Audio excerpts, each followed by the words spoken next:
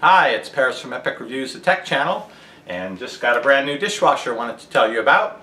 The reason it's a technology device is dishwashers as of January this year had to meet new efficiency standards, and it means less water and less energy, less electricity, less heat.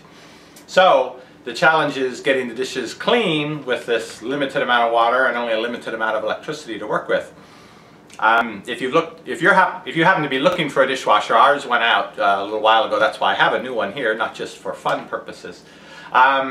If you've looked on Consumer Reports, they really highly rate the Bosch brand, which is what this is. This is a Bosch.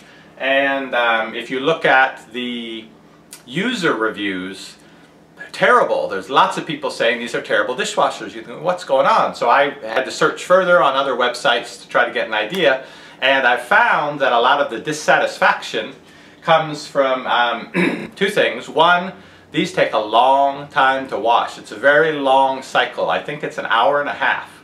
So it's a lot longer than people are used to, and they're used to, oh well, we've got to get 2 loads done before I go to bed tonight, and man, they're up till 2 in the morning because they didn't anticipate how long it was going to take. But that's a function of needing to wash the dishes with a limited amount of water and a limited amount of electricity. What you need more of is time for the food to dissolve so you can wash it off with less resources. So that's part of the reason for the longer wash times. The other complaint a lot of people have is that they don't dry, that they open it up and, well, the technician who installed this just did a test cycle, but that the water, you get on the top of your cups and the dipped surface, you get the water and so forth, that's how the dishes come out no matter what they do. And that's another function of not having a heating element that just roasts those dishes and pours that steam out like you're probably used to seeing if you have an older dishwasher. So what you have to do to counteract that is be a little more accepting of the dishes being damp, I think. But in the instruction manual they mention, because this must have been an issue, so they knew to have a special FAQ about it, says for up to 45% drier dishes you have to use the rinse aid, which I've tried it before and I didn't see there was much difference, but it does cause the water to bead up smaller. Like if you've ever been in a commercial car wash and you get that spot-free rinse, it takes the minerals out and it makes the water bead up tiny small, so when it dries up you don't get the spots. And the other thing they recommend is use the sanitize cycle. Well, I think that's fudging a little because the energy ratings for this are with a normal load, so if you're always using sanitize just to dry the dishes, you actually will be using more electricity. But it will help to solve your issue if you really like to have those bone china dry dishes.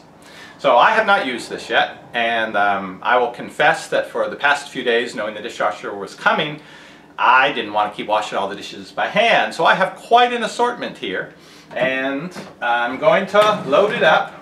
This looks to have a slightly smaller capacity than our previous dishwasher. We must have bought that in around 2004, I think. And it was a pretty inexpensive Kenmore model. We spent more on this one. Looks to have a little smaller capacity. Anyway, maybe it's more efficient in the way they put the tines and so forth. So I'm going to load it up with our dishes, a number of which have been sitting for several days, so they should be a good test to see if it really can get it clean. Man, it really is wet in there though. I just wanted to mention they give you the manual. It looks fairly extensive, but yeah, there's other languages, so only a half to a third of that is going to be of use to you. The Energy Star Guide wanted to mention that the 2012 standards mean that the dishwasher has to use less than 295 kilowatts in an entire year if it's used as an average person would use it, which I would guess is about once a day on a normal load setting. So this one comes in at 259. 295 is the limit to get Energy Star certified. And they're estimating it $27 a year if you have electric heat and $21 a year if you have a gas heater. Also, the requirements were that it use 4.25 gallons or less per cycle. That's really not much water. Our old dishwasher, when it broke, I could pump the stuff out. It all got stuck in that thing down in the bottom. Anyway, I was able to pump it all out. That was a lot of water, and so you could see that with I don't know, I'm guessing it's 1 to 1.5 gallons less probably in this dishwasher to try to get all that food clean with all the dirt that's floating. They got to really work it well. So we'll see how well they did figure that out. Dishwashers use 2.5% of your total home energy. So if you get one that's slightly more efficient, it's not going to make a big difference on your electric bill. And dishwashers on average are supposed to last 11 years. Our last one lasted about 8 years. Something burned out and weird stuff happened. And it's like so many appliances these days, it's cheaper to buy a new one than to see about getting it repaired. So hopefully this one will last 11, because we did pay a little more for this and it is a good brand. Anyway, let me load it up. They gave me their recommended brand of Finish. We use these anyway, these little tablet-y things with a little ball that's supposed to, I think, be a rinse aid. So we'll see. I don't have any rinse aid to put in it, so this will be a good test to see if you just use this type of detergent and you drop it in the thing, let it run a normal cycle, see what they look like. So I'm going to load it up. I'll show you what it looks like loaded with dishes, and I'll let it wash, tell you how long it took, and then we'll see how they look when they come out.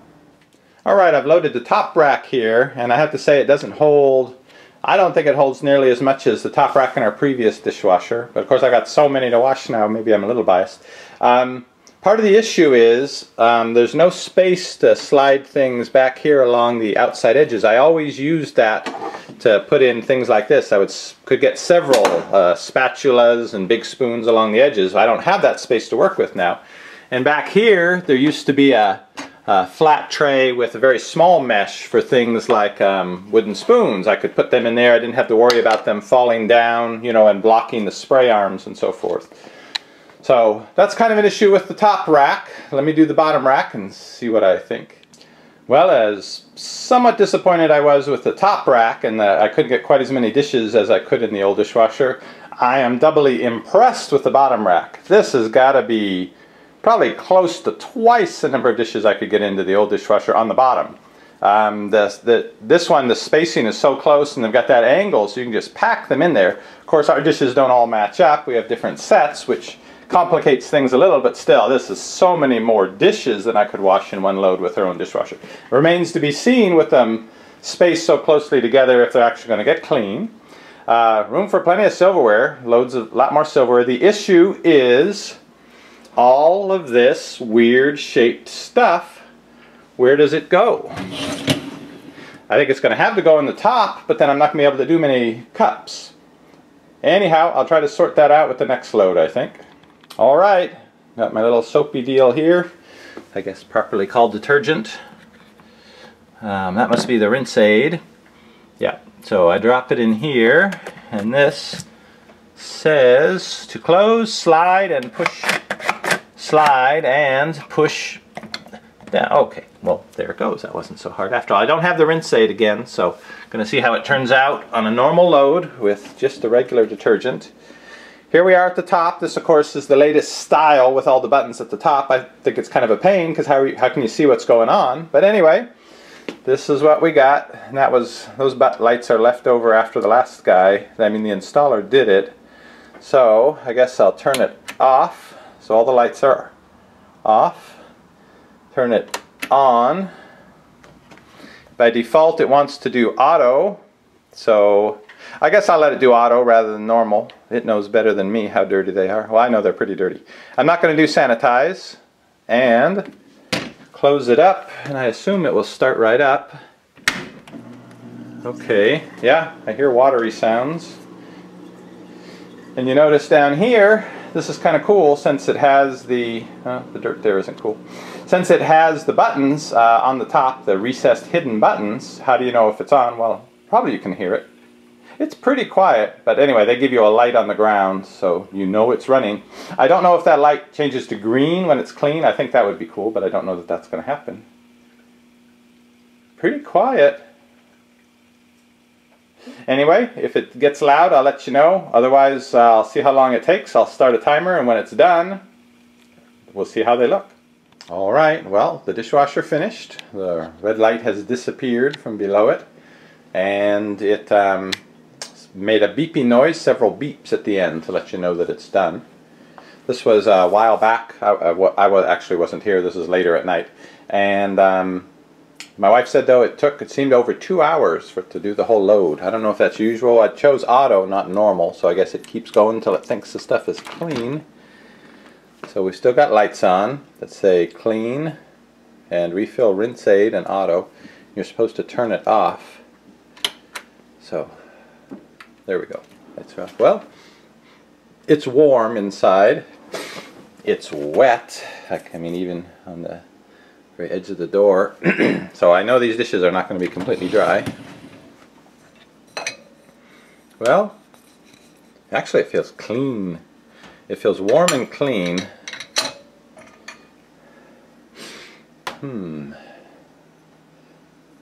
That's still got some kind of, I don't remember what was in that one, caked in there. Let me look at another one here. Yeah? Clean. That one's clean, definitely. A little bit of water, a little bit of water. No? Yeah, a little bit of water there.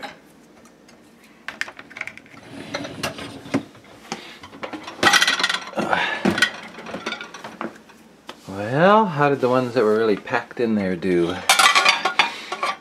Looks okay. Feels dry and warm. So I'm actually kind of impressed that it actually did have, within its electrical budget, it did have enough heat to warm things up. Silverware. It's looking good. No chunks of food still left in the forks. Everything seems pretty clean, pretty dry. Well, I'm pleased. I will go in and do the filter and show you about cleaning out the filter. It has to be done manually on these Bosches, unlike the American dishwashers that have a built-in garbage disposal to do it for you. And I'll unload the dishwasher tomorrow morning and see if they really are all clean. If they are, I really will be impressed. Alright, I've loaded up the dishwasher for a second load with some of those troublesome odd-shaped items, and I'll see how this works.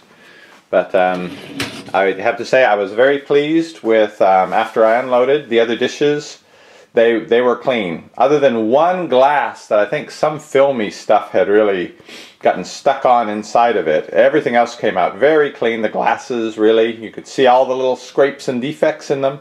But I had no issues with it being dirty, had no issues with them still being wet. Now the last thing I wanted to show here is with the Bosch, they don't include the mini garbage disposal that American dishwashers have, where they grind up whatever food has washed off of the dishes during the course of washing and send it over to the garbage disposal. Instead, they have a filter, and you need to clean this out yourself. So it comes out pretty easily. You just turn this and lift it straight out. Oops. And that's what it is. It's a metal mesh, and you rinse it in the water and it washes out. I don't even think it accumulated everything this time, so I don't think there's any need to do it every time. Maybe once a week. I don't know. I'll have to read the manual on that and see. But it's very easy. It fits right in there, and it filters out any big food chunks. You line up the arrow.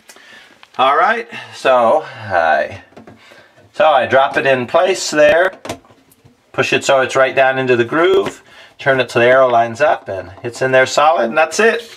Just, I mean, how many seconds does that take to take out and rinse when it accumulates some food? So, not a big hardship. My wife wasn't really in favor of getting it. She wanted the automatic one, but it didn't make sense to have a second garbage disposal just for your dishwasher trailings, as it were, when all you have to do is rinse out the filter into your regular dishwasher. That's part of what makes this dishwasher so much quieter, is you don't have that phase where it turns into a garbage disposal and has to do that grind. That's why they advertise up here about the silence, silence plus 48 decibels. And it really was quiet, and I'm pleased with it. I'm pleased with the purchase. And I'll do a follow-up review after a few months, see how it holds up, see how the dishes are doing. But even with just the recommended little detergent pack with a little ball in it, rather than using the separate rinse aid formula, I think it worked very well. So I'd give it, out of 10 stars, I'd give it an 8 right now.